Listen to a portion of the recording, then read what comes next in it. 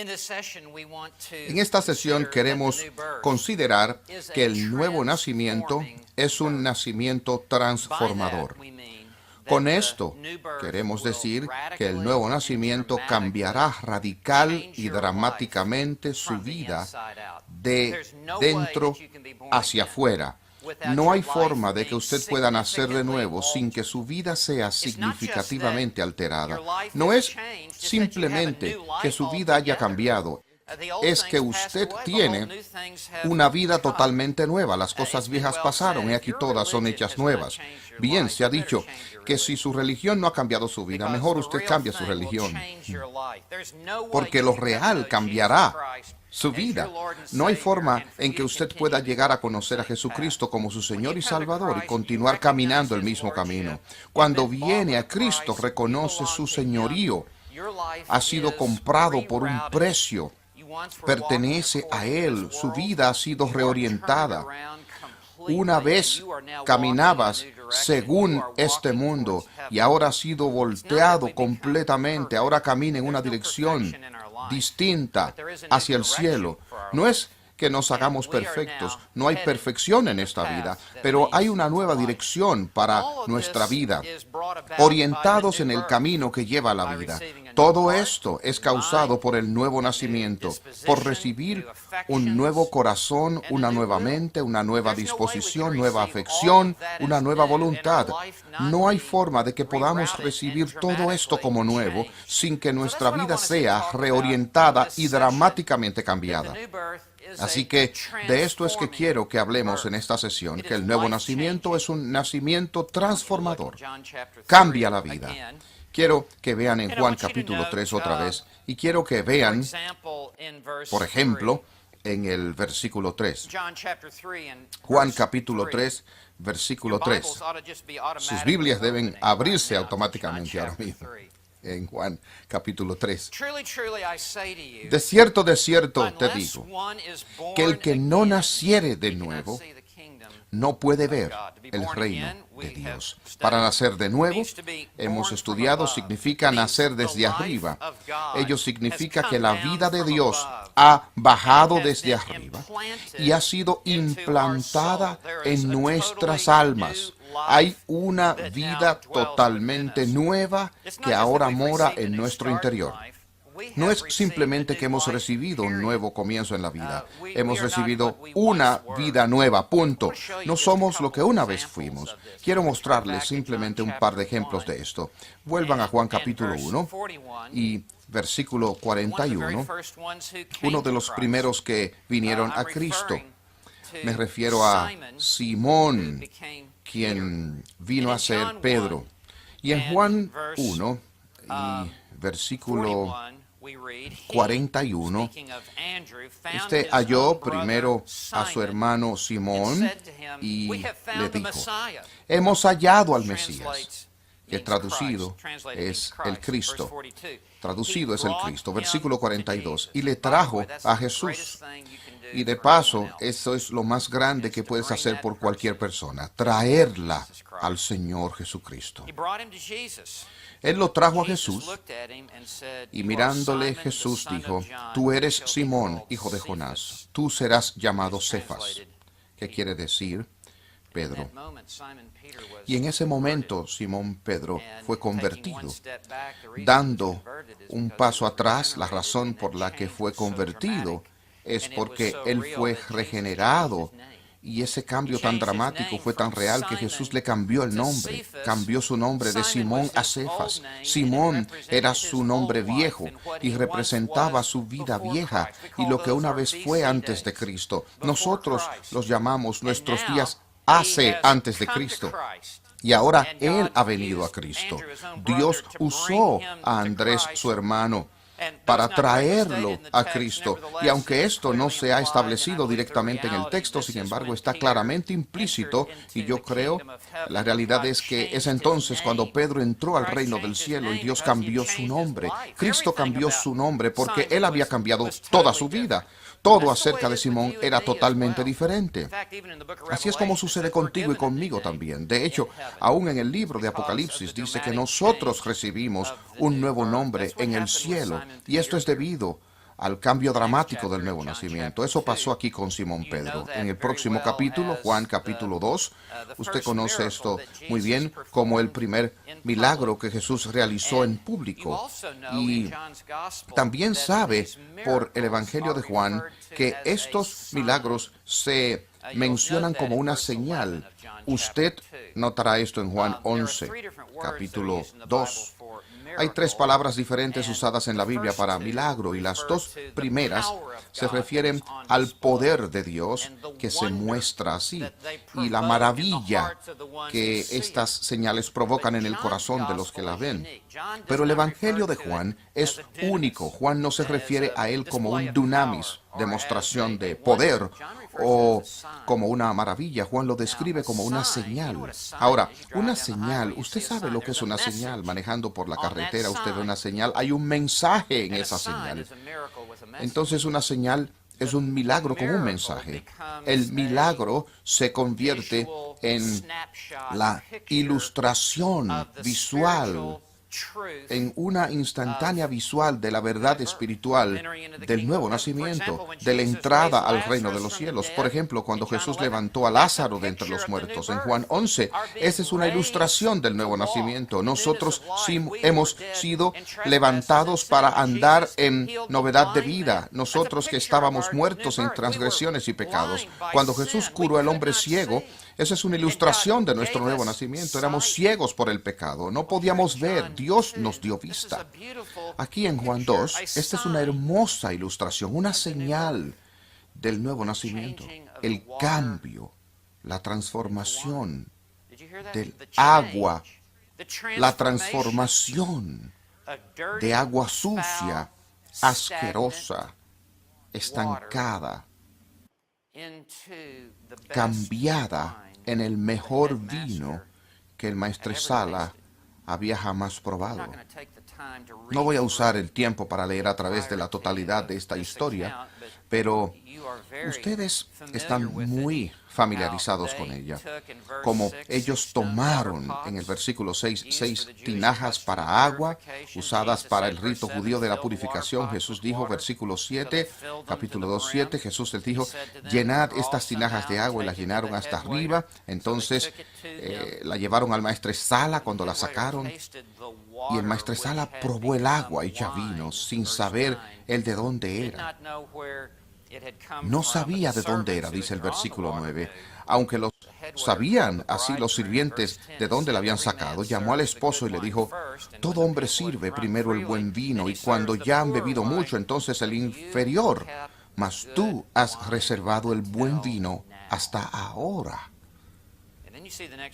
Y entonces ve el próximo versículo, es el principio de señales. Entonces, ¿cuál es el mensaje detrás del milagro? ¿Cuál es el mensaje del milagro?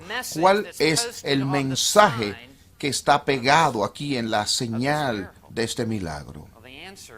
Bueno, la respuesta es, esta es una ilustración de lo que Jesús nos está enseñando en Juan 3. Esta es una ilustración del nuevo nacimiento. El nuevo nacimiento, si usted lo desea así, es un milagro de transformación, un milagro de cambio de dentro hacia afuera. Es la transformación radical de nuestras vidas. Éramos simplemente como el agua, así como esa sucia, estancada, lóbrega, insípida, y en un momento, según llevaban el agua al maestresala, sucedió. Fue el milagro del cielo y ocurrió el cambio. Y cuando él lo probó, no podía creerlo. Fue el vino más perfecto que jamás se había hecho en la historia del mundo. Dios mismo lo hizo. Es el mejor vino que jamás haya probado. Has dejado el mejor para lo último. Así es con nuestras vidas. Antes de Cristo éramos nada. Antes de Cristo éramos simplemente como esa agua contaminada, sucia. Y entonces por el nuevo nacimiento fuimos cambiados, fuimos transformados, limpios. Nos hemos convertido en nueva persona, criatura en Cristo. Y esta es la mejor vida posible que cualquiera de nosotros puede jamás vivir. Jesús dijo, yo he venido para que tengan vida y la tengan florezcan en abundancia. Eso es lo que la nueva vida nos da. Cambiamos suciedad por diamantes en el nuevo nacimiento. Damos lo peor de nosotros, una vida de pecado, para recibir lo mejor de Él. Esta nueva vida que Él tiene para dar. Si no hubiésemos sido tan ciegos y tan sordos, hubiésemos venido corriendo a Cristo hace años para recibir esta nueva vida que solo Él puede dar. Esta es la transformación que ocurre cada vez que alguien nace de nuevo. No hay excepciones. Nos convertimos en una nueva persona de dentro hacia afuera. ¿Y qué clase de vida es esta que es puesta dentro de nosotros? Bueno, esta es la vida misma de Cristo. Ahora, ¿qué le pasó a Nicodemo? ¿Fue cambiada su vida? ¿Fue su vida transformada? Bueno, hay solo 3 ocasiones cuando la vida de Nicodemo es mencionada en el Evangelio de Juan. Aquí, en Juan capítulo 3, él viene a Jesús de noche. Noche aquí realmente significa el manto de oscuridad. Él viene como un hombre que vive en la oscuridad. Él viene a Cristo. Él está perdido. Por eso es que Jesús dice, tú debes nacer de nuevo. La segunda vez en el Evangelio de Juan, cuando leemos acerca de Nicodemo, es en Juan capítulo 7, en el versículo 46 y siguientes. Y entonces leemos, los alguaciles respondieron, Juan 7:46, los alguaciles respondieron, jamás hombre alguno ha hablado como este hombre. Ustedes recuerdan que Jesús estaba hablando en la fiesta de los tabernáculos y los líderes judíos nombraron los guardias del templo, la policía del templo, para arrestarlo y traerlo aquí. De modo que ellos obedecían órdenes. Ellos eran encargados de salir y arrestar al Señor Jesucristo, y al ir lo oyeron enseñar. Si alguno tiene sed, venga a mí y beba, y de su interior correrán ríos de agua viva. Y él habló la palabra de Dios. Y ellos fueron cautivados. Ellos fueron tan abrumados por este diluvio de verdad que dieron la vuelta y retornaron, volvieron donde los líderes judíos, que preguntaron, bueno, ¿y dónde está él? Los mandamos a que le arrestaran. Y ellos dijeron lo que hemos oído en el versículo 46. Jamás hombre alguno ha hablado como este hombre. Los fariseos entonces respondieron, entonces, ¿también vosotros habéis sido engañados? ¿Acaso ha creído en él alguno de los gobernantes o de los fariseos? Pero esta multitud que no conoce la ley es maldita. Fíjense en el versículo siguiente, versículo 50. Nicodemo, el que vino a él de noche, el cual era uno de ellos, uno de los fariseos. Y ustedes pueden simplemente decir que las ruedas están girando en la cabeza de Nicodemo. Él no ha cruzado aún la línea, él no ha nacido aún dentro del reino, pero hay comienzos que son rayos de luz. Hay comienzos como el amanecer en la mañana. Hay comienzos que brillan sobre el horizonte. No hay una completa luz solar de un mediodía, pero hay rayos que están penetrando la oscuridad de su corazón y él está siendo iluminado.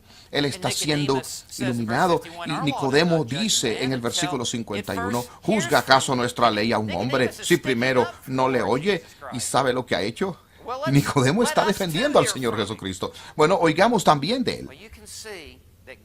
Usted puede ver que Dios está empezando a obrar en su corazón y en su vida. Recuerden que dijimos que la regeneración ocurre en un momento, en un instante. Pero hay pasos que conducen a ese momento mientras somos convencidos de pecado, mientras somos arrastrados hacia el Señor Jesús, ¿verdad? Y eso ocurre en un período de tiempo. Eso es lo que está ocurriendo con Nicodemo. El Señor lo está alando y trayendo hacia Él. Asimismo, vuelvan a Juan capítulo 19, versículo 38, y quiero que vean esta transformación que ha ocurrido en Nicodemo. Jesús ha sido recientemente crucificado. No podía haber existido un tiempo más impopular para identificarse con Jesús que en Jerusalén, delante de Pilato, el preciso momento de la crucifixión de nuestro Señor. Aún los discípulos mismos, sus mismos discípulos, se dispersaron por las 4 esquinas. El pastor ha sido herido, las ovejas se dispersaron. Solamente Juan estuvo al pie de la cruz. Los demás huyeron y se escondieron. Era un tiempo para esconderse.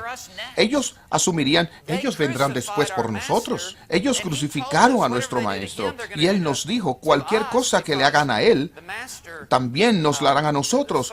Porque el sirviente no está por encima del maestro. Lo que ellos hagan al maestro lo harán al sirviente. Así que ellos estaban temblando como una hoja en la tormenta. Ellos estaban escondidos. Ahora noten esto. Es en esta vorágine, en este contexto, Juan 19, versículo 38, después de estas cosas referentes a la crucifixión de Cristo, José de Arimatea, siendo un discípulo de Jesús, pero uno secreto por miedo a los judíos, preguntó a Pilato si él podía tomar el cuerpo de Jesús. Fue un paso histórico de proporciones episódicas. No podemos ni siquiera imaginar el coraje y audacia de cada uno de ellos escapando, y Nicodemo y José de Arimatea entrando. Quiero decir, es como el 9/11, cuando las torres, todo el mundo corriendo hacia afuera y los bomberos corriendo hacia adentro. Ahora José de Arimatea sale de las sombras como un discípulo secreto. Él sabe que es el tiempo de confesar su identidad con Jesús, con Jesucristo. De modo que él pide el cuerpo de Cristo. Voy a decirlo otra vez. No podía haber un tiempo peor para pedir algo de Cristo que el día cuando él fue crucificado. Así que ellos vinieron, y así él vino y tomó su cuerpo. Ahora fíjese en el próximo versículo. José de Arimatea no está solo. Él tiene un hermano en la fe. Él tiene un discípulo compañero. Versículo 39. Nicodemo, el que antes había venido a Jesús de noche. La razón por la cual Juan incluye esto es para que no pensemos que es otro Nicodemo. Es el único Nicodemo que es mencionado, pero solo para subrayar lo que su vida fue antes de Cristo. Recuerden, él es el único que vino de noche. Él temía aún en plena luz del día ser identificado con Cristo, aún para hacerle una pregunta. Él tenía que venir deslizándose bajo el manto de la oscuridad para que nadie ni siquiera lo viera remotamente conectado con Cristo. Nicodemo, quien al principio vino a él de noche, también vino trayendo una mezcla de mirra y aloes con un valor de casi 100 libras. Nicodemo salió de la oscuridad. Él salió de las sombras. Él salió de la esquina trasera. Él no era ya un discípulo secreto. En algún lugar, a lo largo del camino, él cruzó la línea y entró al reino de Dios. No se nos ha dicho cuándo. Lo importante es que él lo hizo. Y viene ahora con José de Arimatea y abiertamente ante Pilato, el mismo hombre que había dado la sentencia de muerte. Y trajo a Jesús para embalsamarlo y preparar su cuerpo para el entierro. Yo diría que es una gran transformación. ¿Y usted no? Esta es siempre la transformación que ocurre en la vida de uno que ha nacido de nuevo. Si usted vuelve rápidamente al libro primero de Juan, capítulo 2, hay varias marcas que identifican a uno que ha nacido de Dios.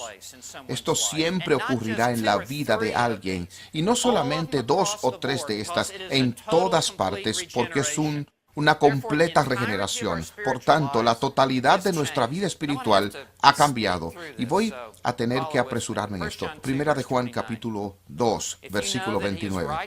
Si sabéis que Él es justo, sabed también que todo el que hace justicia es nacido de Él. Esta es la primera marca distintiva del nuevo nacimiento.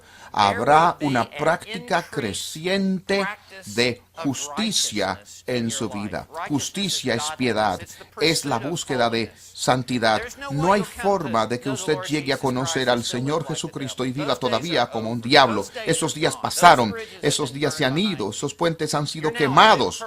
Usted es ahora una nueva persona en Cristo y habrá una práctica creciente de justicia. Tiene que ser, siempre será así.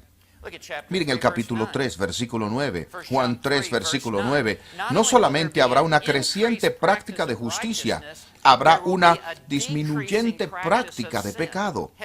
Cara y cruz de la misma moneda.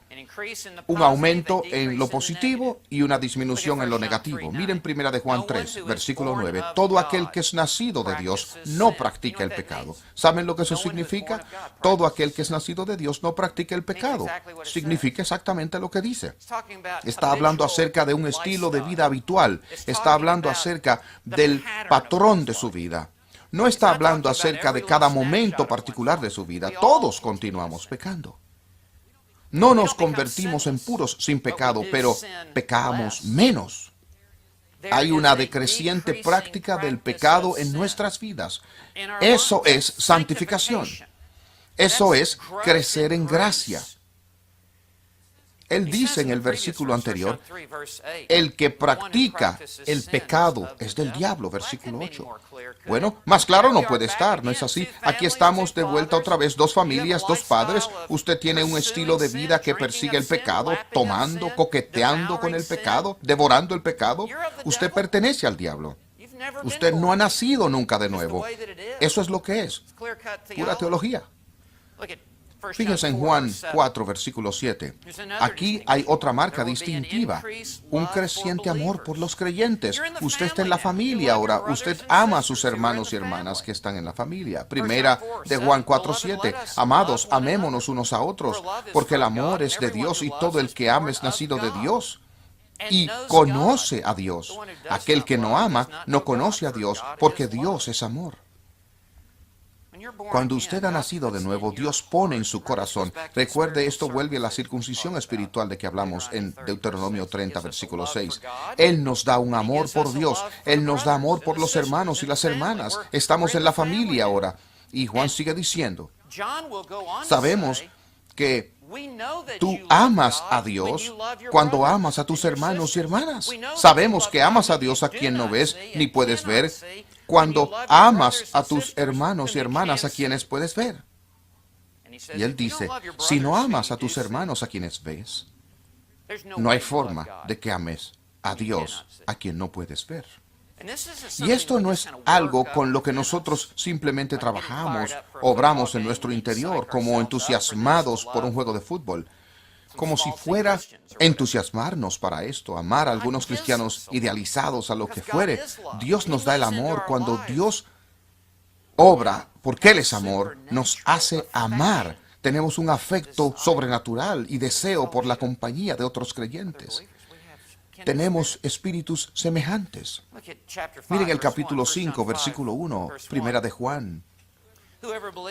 Todo aquel que cree en Jesús, que Jesús es el Cristo, es nacido de Dios. Hay otra marca. Usted tiene fe en Cristo. Usted tiene una fe duradera en Cristo y nunca dejará de creer en Jesucristo. Ningún creyente será nunca un no creyente. Para comenzar, si usted se aparta de Cristo, usted nunca ha nacido de nuevo. La fe que falla antes del fin tiene un fracaso desde el comienzo. La fe que falla antes del fin tiene un fracaso desde el comienzo. Para comenzar, es una fe falsa. Tú estabas jugando una enmascarado. Tú no estás en un cristianismo real. Pero el que realmente ha nacido de Dios, aún a través de pruebas y los valles oscuros de la vida, aún cuando eres perseguido, confiarás en Cristo. Y en Cristo creerás. Eso no significa que no habrán tiempos de duda. Eso no significa que no habrán momentos de debilidad. Pero en resumen, este no es un asunto de tú permanecer en Él, es un asunto de Él permanecer en ti. Él no va a permitir nunca que te vayas. Él te tiene en la palma de su mano. Bueno, necesito concluir esto. Este es el nacimiento transformador.